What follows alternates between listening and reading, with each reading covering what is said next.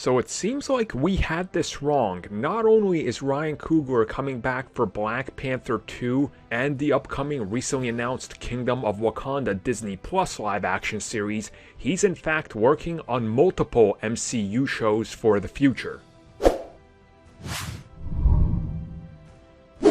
So people seem to be a little bit confused on what the big deal was when Ryan Coogler penned this new deal with Disney and Marvel Studios for the next 5 years.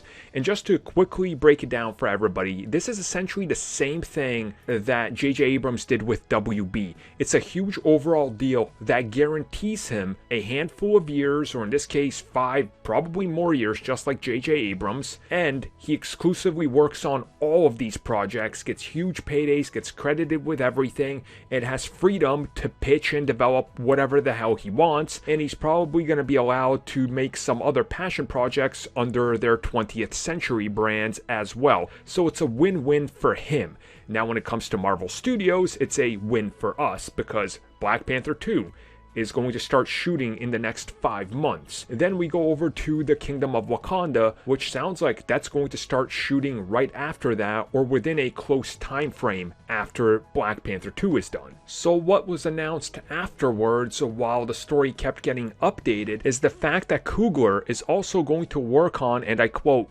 select MCU shows for Disney Plus, and he'll be overseeing additional shows and developing more for the future. Now, here's my guess, and I don't have obviously any insider knowledge, nobody does, it doesn't seem like any scoopers or anybody saw this coming, but Black Panther 2 will introduce whatever Kingdom of Wakanda is about. Probably another element or two will be established alongside of it. Kingdom of Wakanda will be built as sort of a potential spin-off for down the road, just like Mandalorian Season 1, where they can bring in characters in certain new aspects and explore that world and see if they can spin off. Now at the same time, Coogler is probably going to work on some of the other characters that are coming into the MCU. And for example, I'll name the 2 big ones that I think people could see him working on. One, that's obviously Namor.